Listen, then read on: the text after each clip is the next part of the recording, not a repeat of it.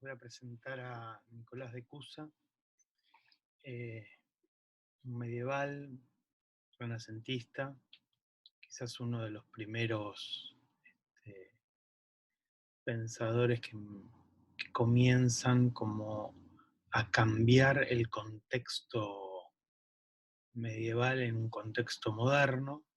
Él está ahí a principios del siglo XV. Nace en 1401 hasta 1464 en Alemania. Tiene múltiples influencias, quizás las más representativas son las del neoplatonismo, eh, Occam con toda la cuestión del nominalismo y el misticismo de Meister Eckhart es como un tema que también lo cautiva bastante. Bueno, y múltiples influencias de la Edad Media con las cuales él va a estar dialogando continuamente. Sobre todo Escoto Eurígena, el Pseudo Dionisio, bueno, hay ahí unos cuantos. Hay tres problemas centrales en su obra que obviamente a nosotros no nos interesan en su conjunto, que son la cuestión de la cristología, la Trinidad y la encarnación.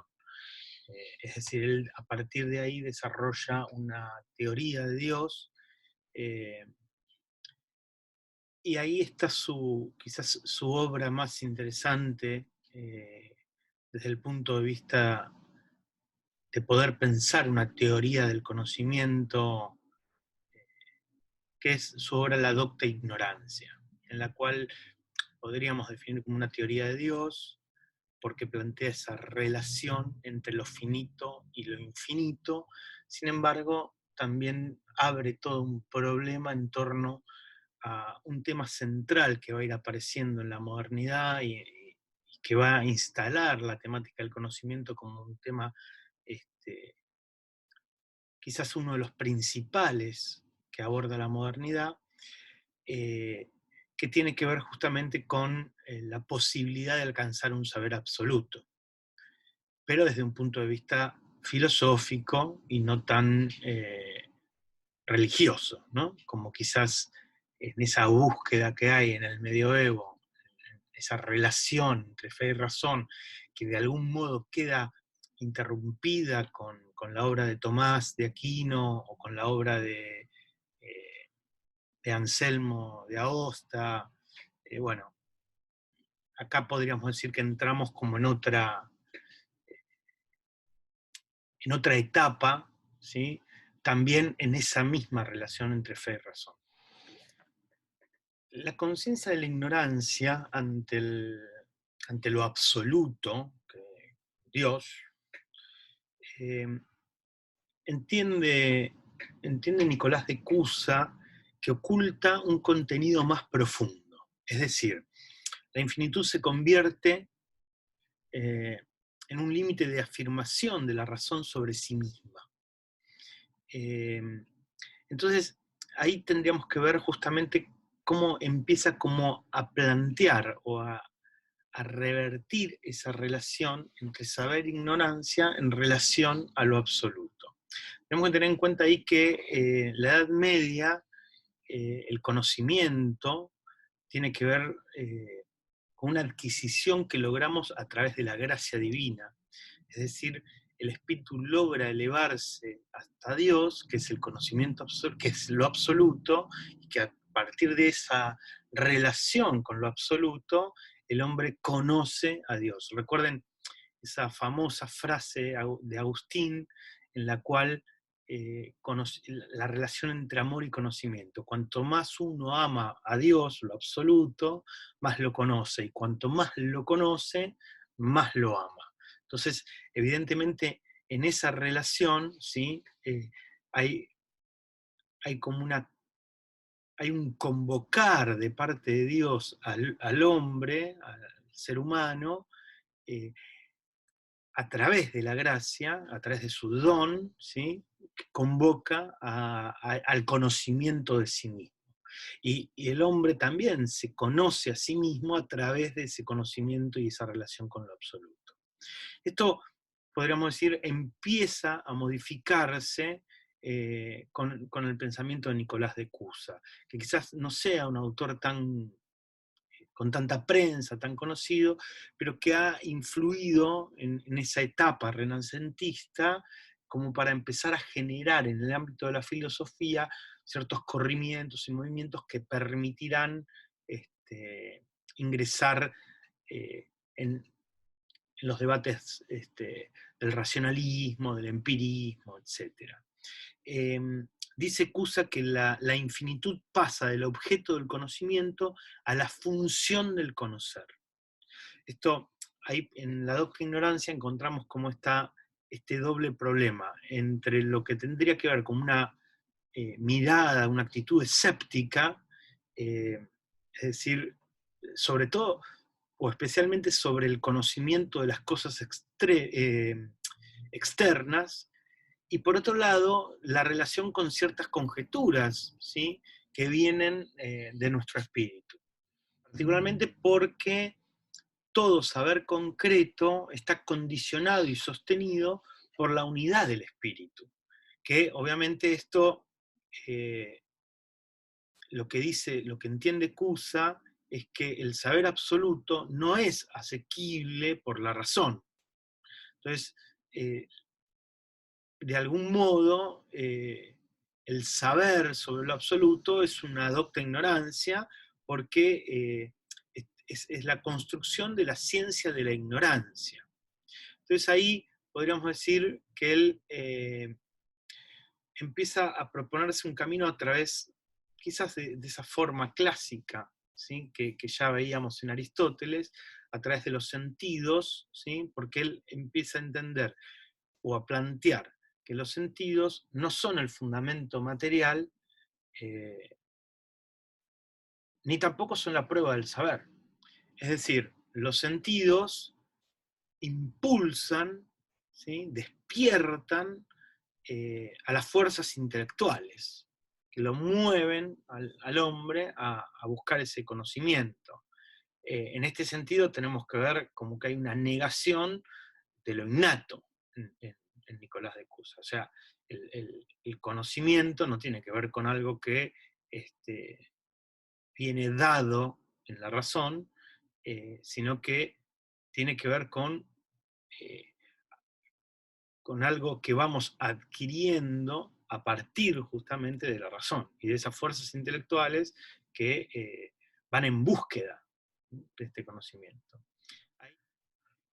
El sistema de conocimiento se reduce a un conjunto y una ordenación de signos, sin que sea asequible a él el mundo absoluto de los objetos. Los objetos se hallan contenidos en el Espíritu Divino en cuanto a su verdad precisa y característica, lo que quiere decir que el nuestro no puede captar el ser de las cosas, sino solamente de un modo mediato, su semejanza. Este punto es clave, porque plantea justamente la función que va a tener el intelecto. Es decir, el intelecto puede asimilar los objetos, porque las cosas participan de la esencia divina. Ahí vemos la presencia claramente del neoplatonismo, ¿sí?, en Nicolás de Cusa. Es decir, el intelecto es algo finito. Lo infinito es Dios, lo absoluto. Entonces, sí podemos decir que el alma, que está vinculada con el intelecto, que es de algún modo el símbolo del creador, es donde se representa la imagen y semejanza con lo divino. Entonces, el intelecto puede asimilar los objetos, y esto implicaría para él acomodarse a ellos y reproducirlos. O sea que también hace este juego de imagen y semejanza en relación con los objetos. Dice, el saber gira en torno a un contenido empírico que se proyecta ante nosotros la sombra de las formas puras.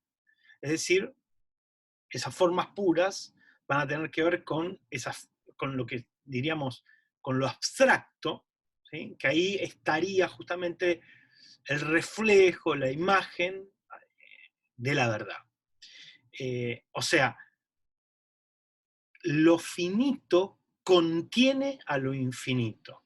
La multiplicidad contiene a lo uno. Y el espíritu humano, en ese sentido, de algún modo, contiene a Dios. Lo que él dice ahí es justamente, nosotros necesitamos quitar las magnitudes para poder generar esa relación identitaria que se da de algún modo por semejanza. Fíjense que aquí, obviamente, uno tendría que decir, está toda la huella neoplatónica claramente presentada, pero ya en un contexto diferente que nos abre a un pensar de algún modo cómo vamos a ir posicionándonos ante ese debate que va apareciendo en torno a lo innato, ¿sí? Y lo empírico en el contexto moderno. Hay tres cuestiones ahí que me parece centrales mencionar como para establecer, digamos, un cierto mapa que nos permita pensar la cuestión del conocimiento Nicolás de Cusa. En principio, la relación entre Dios y el mundo. Ahí hay un punto que me parece clave. Dice, en la concepción de esa relación entre Dios y mundo, Cusa entiende que Dios contiene en sí mismo todas las cosas. Ahí él plantea como tres cuestiones, ¿no? Lo que vendría a ser podríamos decir, complicación, explicación y contracción. Esos tres movimientos tienen que ver justamente con, la complicación, el máximo de todos los máximos, que vendría a ser justamente la cuestión de lo absoluto. El otro punto, la explicación, él dice, bueno, todas las cosas están en Dios y son Dios en Dios. Ahí aparece esa relación que planteábamos de imágenes. Es decir, ahí uno podría decir que empieza a aparecer como un planteo, digamos, sin duda tiene esta beta de la participar en el uno, lo múltiple en el uno, esa cuestión de la emanación del uno que encontramos en los neoplatónicos, pero aquí nosotros podríamos decir que puesto en el contexto de un Dios creacionista, lo que encontramos es que esa figura clásica que nosotros tenemos como muy incorporada en la cultura occidental respecto de la relación Dios-mundo, que aparece, por ejemplo, claramente en un Tomás de Aquino, en la cual Dios es un principio metafísico diferente de ese mundo, bueno, que a su vez está relacionado con el aristotelismo, aquí aparece justamente como una tendencia de algún modo panteísta, podríamos decir, que empieza a anticipar lo que podría aparecer en un Spinoza en algún siglo posterior. En la dimensión de la contracción, dice, Dios se haya contraído en el universo. Es esa relación que recién mencionaba sobre lo uno y la pluralidad, o lo múltiple, ¿no? O sea, cómo, digamos, fíjense cómo esa relación identitaria que se da por semejanza está claramente pensado en términos metafísico-ontológicos, pero también en términos nociológicos. El segundo punto, que de algún modo anticipa el racionalismo, es esta idea de que todo está en todo. Dios es todo en el todo y no es, sin embargo, nada de ese todo. Esa sería la metafísica cusiana. Eso es, de algún modo lo que podríamos decir lo salva de una postura completamente panteísta.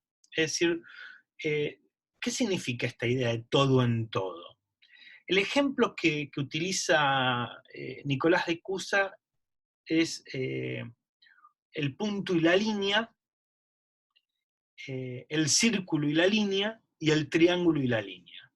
Es decir, esa relación del todo en todo, ¿sí? Es decir, podríamos decir, es poder empezar a pensar la relación entre tiempo y eternidad, ¿no? Que se va a plantear claramente en las discusiones medievales, y que en ese sentido el intelecto, podríamos decir, es capaz de captar el todo, por ejemplo, el todo de la línea en el punto. Ahí vemos justamente esa tensión que se produce entre la temporalidad y la eternidad, pero también la tensión que se produce entre la singularidad y lo universal, ¿no? Y por lo tanto entre lo finito y lo infinito, etcétera, etcétera.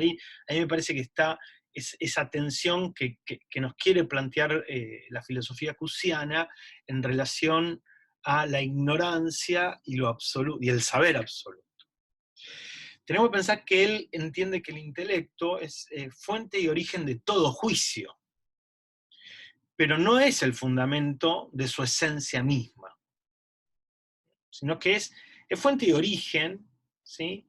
Pero no tiene capacidad de creación el intelecto, sino solamente de investigación. Es decir, esa idea de investigación, hay como una creencia que viene como muy heredada de los estudios matemáticos, en la confianza en el método que nos permite alcanzar un saber a partir justamente de una investigación, pero no lo crea. Es decir, por decirlo de alguna manera, ese objeto de conocimiento tiene un valor más allá del intelecto. Vemos acá justamente cómo anticipa de algún modo todo el planteo racionalista. El tercer punto que va a estar relacionado con esto y que también viene de toda esa, podríamos decir, filosofía medieval, es la concepción del hombre como un microcosmos, que por un lado toma toda la discusión medieval, pero también tendríamos que decir que anticipa o está en medio del el planteo del humanismo renacentista. Está ahí. Ahora, pensar a ese hombre como un microcosmos, ¿qué significa esto? Entender al hombre como un microcosmos implica pensarlo en dos planos, ambos ontológicos. Un plano ontológico general en el cual entendemos que el hombre contrae todas las cosas en sí mismo. Es decir, que cada cosa es un microcosmos en sí misma, y el hombre también, ¿sí? Y contrae en sí, eh, de alguna manera, la forma más compleja, esa relación entre el macrocosmos y el microcosmos. Habría como distintos planos, uno podría plantear ahí, pero en un plano más genérico, ¿sí? se plantea esa relación. Por ello, el hombre a través del intelecto es capaz del conocimiento de todas las cosas, ¿no? Esto, fíjense que tiene una íntima relación con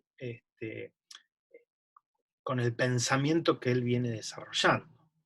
Por otro lado, y en este punto justamente, hay, decíamos, un plano ontológico específico, ¿sí? Que se da en esta relación o en este pensar al hombre como un microcosmos, que tienen que ver justamente con esto que decíamos, al estar dotado de una mente, de un intelecto, y ser capaz del conocimiento, de algún modo implica que es capaz de conocer, podríamos decir, la esencia de todas las cosas, justamente porque es capaz de la imagen de todas las cosas. Es capaz de alcanzar ese conocimiento y por lo tanto esto está dado por su capacidad o por sus fuerzas intelectuales. Entonces ahí vemos justamente esa implicación que hay